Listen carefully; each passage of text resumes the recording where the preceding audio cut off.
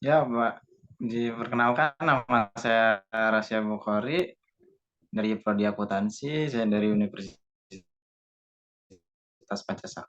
Menjelaskan bisnis dan perlindungan konsumen dengan dosen pengampu dari Bapak Darmainis SEMM.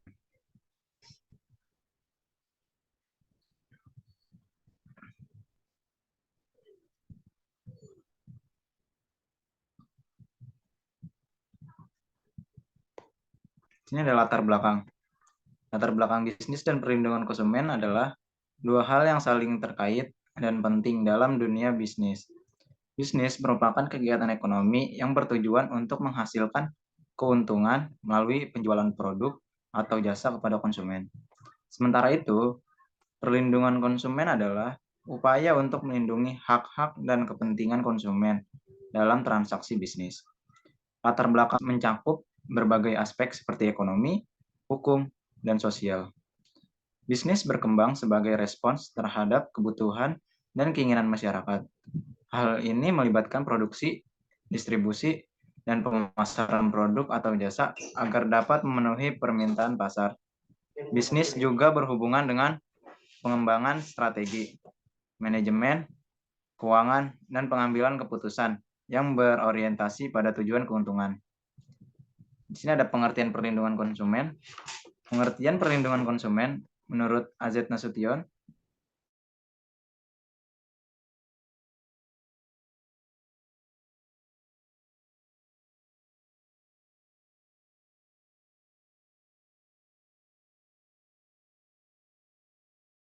lain berkaitan dengan barang dan jasa konsumen di dalam pergaulan hidup. Sedangkan hukum perlindungan konsumen diartikan sebagai keseluruhan asas-asas dan kaidah-kaidah hukum yang mengatur dan melindungi konsumen dalam hubungan dan masalahnya dengan para penyedia barang dan jasa konsumen. Lebih lanjut mengenai definisi AZ Nasution menjelaskan sebagai berikut. Hukum konsumen pada pokoknya lebih berperan dalam hubungan dan masalah konsumen yang kondisi para pihaknya berimbang dalam kedudukan sosial ekonomi, daya saing, maupun tingkat pendidikan. Rasionya adalah sekalipun tidak selalu tepat. Bagi mereka masing-masing lebih mampu mempertahankan dan menegakkan hak-hak mereka yang sah.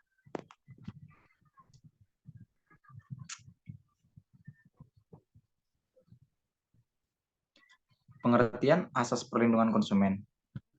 Dalam setiap undang-undang yang dibuat membentuk undang-undang, biasanya dikenal sejumlah asas atau prinsip yang mendasari diterbitkannya undang-undang tersebut.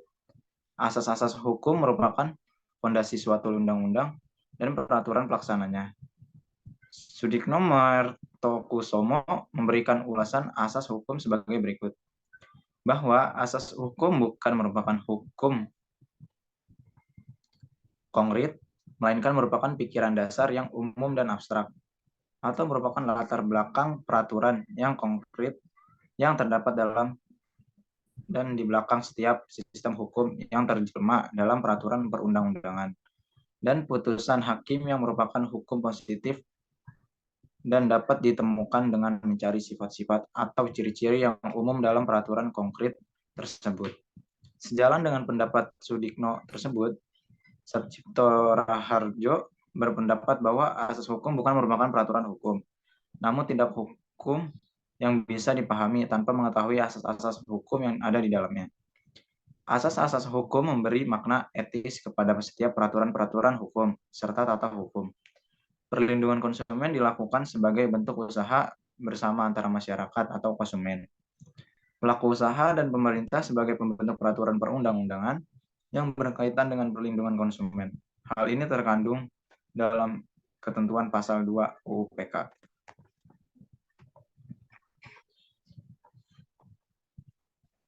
Di sini ada kelima asas tersebut. Yang pertama ada asas manfaat. Asas manfaat dimaksudkan untuk mengamankan bahwa segala upaya dalam penyelenggaraan perlindungan konsumen harus memberikan manfaat sebesar-besarnya bagi kepentingan konsumen dan pelaku usaha secara keseluruhan. Yang kedua ada asas keadilan. Asas keadilan dimaksudkan agar partisipasi seluruh rakyat dapat diwujudkan secara maksimal dan memberikan kesempatan kepada konsumen dan pelaku usaha untuk memperoleh haknya dan melaksanakan kewajiban secara adil. Yang ketiga ada asas keseimbangan. Asas keseimbangan dimaksudkan untuk memberikan keseimbangan antara kepentingan konsumen, pelaku usaha, dan pemerintah dalam arti materi ataupun spiritual. Yang keempat ada asas keamanan dan keselamatan konsumen.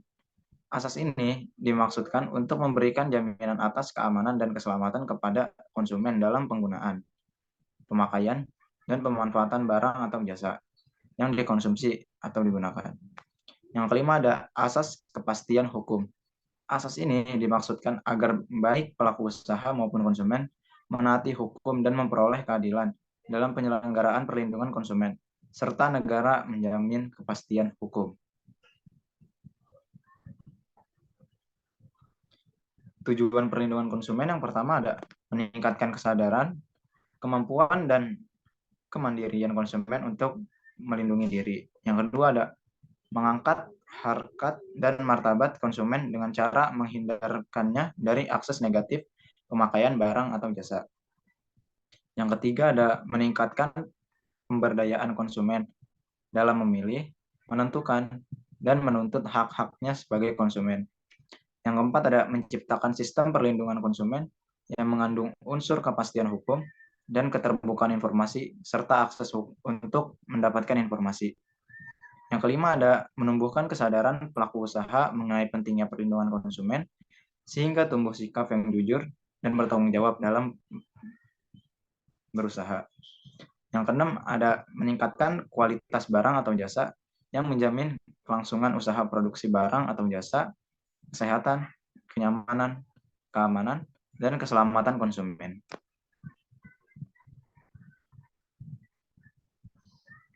Ini ada peraturan terkait praktik bisnis. Permasalahan terkait dengan perlindungan konsumen terkait dengan bisnis tentunya menjadi suatu hal yang penting untuk dibahas.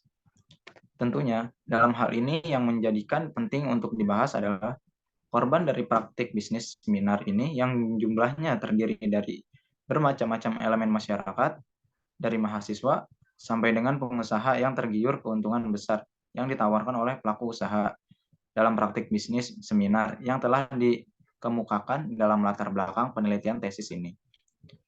Apabila mahasiswa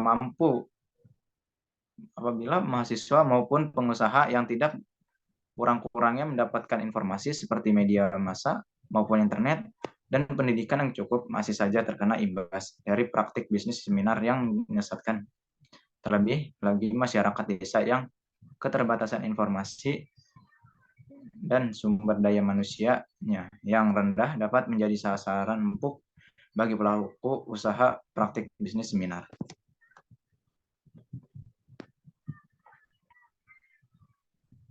Di sini ada hak konsumen.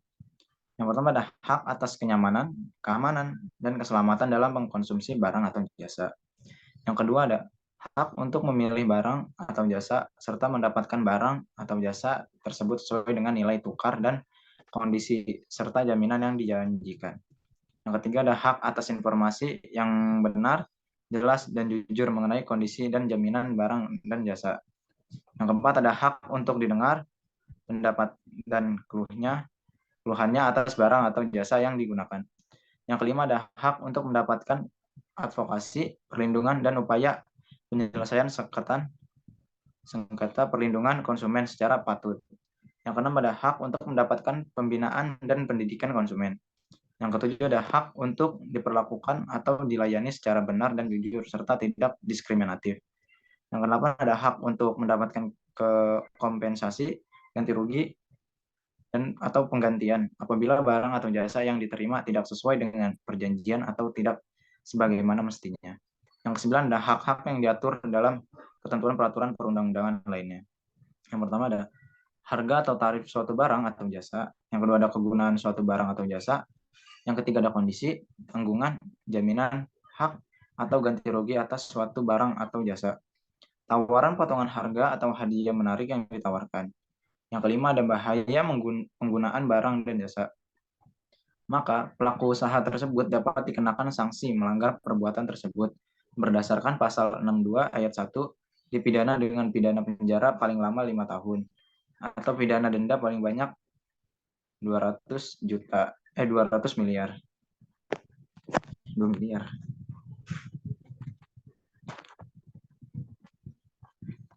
Ini hak konsumen. Berdasarkan bunyi ketentuan dari pasal 4 UPK tersebut, dikemukakan bahwa pelaku usaha harus memberikan informasi yang benar, jelas, dan jujur mengenai kondisi dan jaminan barang atau jasa. Apabila dikaitkan dengan judul penelitian tesis ini, maka apabila seseorang pelaku usaha bisnis seminar yang seolah-olah menyatakan bahwa ilmunya tersebut menjanjikan seseorang untuk mendapatkan suatu keuntungan, lalu ketidaksesuaian isi materi seminar apabila dianalisis berdasarkan ketentuan pada bab 4 Undang-Undang tentang Perlindungan Konsumen tersebut, yakni bab tentang perbuatan yang dilarang bagi pelaku usaha dalam pasal 8 ayat 1 huruf F yang menyatakan bahwa pelaku usaha dilarang memproduksi barang atau jasa yang tidak sesuai dengan janji yang dinyatakan dalam label, etiket, keterangan, iklan, atau promosi penjualan barang atau jasa tersebut. Maka pelanggaran yang melanggar pasal 4 tersebut bisa dikenakan pasal perbuatan dilarang tersebut. Juga dapat dikenakan pasal 10 yang menyatakan bahwa pelaku usaha dalam menawarkan barang atau jasa yang ditunjukkan untuk diperdagangkan dilarang menawarkan, mempromosikan, mengiklankan, atau membuat pernyataan yang tidak benar atau menyesatkan mengenai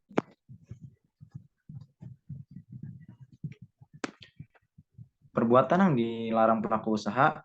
Ada dilarang menawarkan, mempromosikan, mengiklankan, dan barang atau jasa. Yang A, secara tidak benar atau seolah-olah barang tersebut telah memenuhi standar mutu tertentu, potongan harga atau harga khusus, gaya atau mode tertentu, sejarah atau guna tertentu, dalam keadaan baik atau baru, tidak mengandung cacat, berasal dari daerah tertentu, merupakan kelengkapan dari barang tertentu. Yang B ada secara tidak benar dan seolah-olah barang atau jasa tersebut telah mendapatkan atau memiliki sponsor, persetujuan, perlengkapan tertentu, keuntungan tertentu, ciri-ciri kerja atau aksesoris tertentu dibuat perusahaan yang mempunyai sponsor, persetujuan telah tersedia bagi konsumen, langsung atau tidak langsung merendahkan barang atau jasa lain, menggunakan kata-kata kelebihan secara aman, tidak berbahaya, tidak mengandung resiko atau efek samping tanpa keterangan lengkap, menawarkan sesuatu yang mengandung janji yang belum pasti, dengan harga atau tarif khusus dalam waktu dan jumlah tertentu. Jika bermaksud tidak dilaksanakan, dengan menjanjikan hadiah cuma-cuma, dengan maksud tidak memberikannya atau memberikan tetapi tidak sesuai dengan janji, dengan menjanjikan hadiah barang dan jasa lain untuk obat-obat tradisional, suplemen makanan, alat kesehatan, dan jasa pelayanan kesehatan.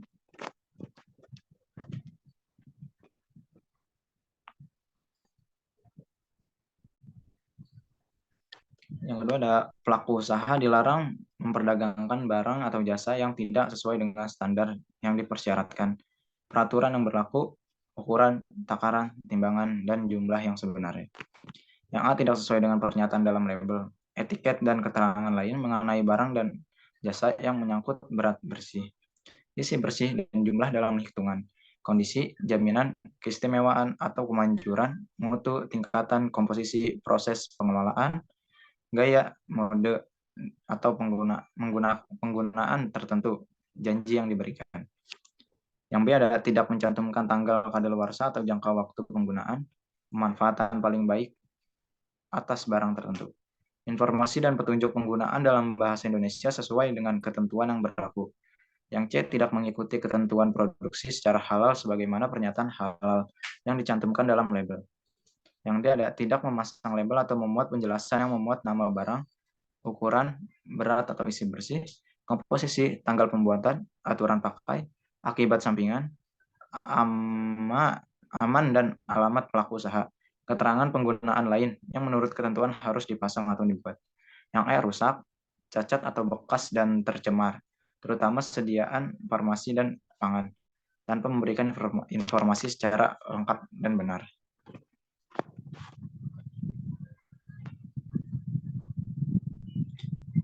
Ini ada dalam hal penjualan melalui obral atau lelang. Dilarang menyesatkan dan mengelabui konsumen dengan A. Menyatakan barang atau jasa tersebut seolah-olah memenuhi standar mutu tertentu dan tidak mengandung cat-cat tersembunyi. Yang B. Tidak berniat menjual barang yang ditawarkan, melainkan untuk menjual barang lain. Yang C. Tidak menyediakan barang atau jasa dalam jumlah tertentu atau cukup dengan maksud menjual barang lain. Yang keempat ada dalam menawarkan barang atau jasa untuk diperdagangkan dengan memberikan hadiah dengan cara undian dilarang. Yang A tidak melakukan penarikan hadiah setelah batas waktu dijanjikan. Yang B mengumumkan hasilnya tidak melalui media massa. Yang C memberikan hadiah tidak sesuai janji atau menggantikannya dengan hadiah yang tidak setara dengan nilai hadiah yang dijanjikan.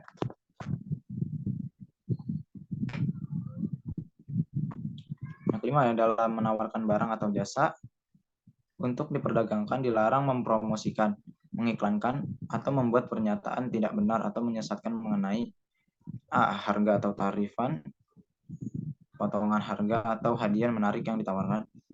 B. Kondisi, tanggungan, jaminan, hak atau ganti rugi atas barang atau jasa. Yang C. Ada kegunaan dan bahaya penggunaan barang dan jasa. Yang keenam ada dalam menawarkan barang dan jasa dilarang melakukan cara pemaksaan atau cara lain yang dapat menimbulkan gangguan kepada konsumen baik secara fisik maupun psikis.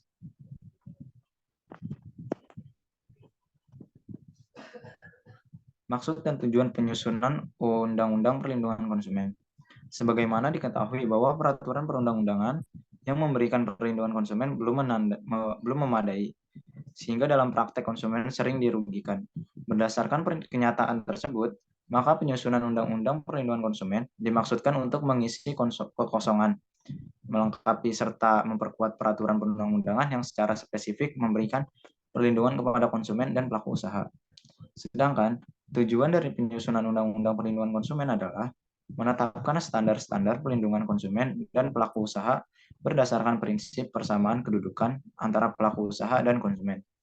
Dengan ditetapkannya standar-standar tersebut, diharapkan dapat terwujud keadilan dalam hubungan antara pelaku usaha dan konsumen.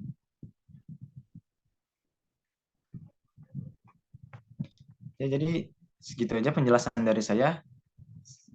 Jika ada kesalahan kata, mohon dimaafkan. Sekian, terima kasih.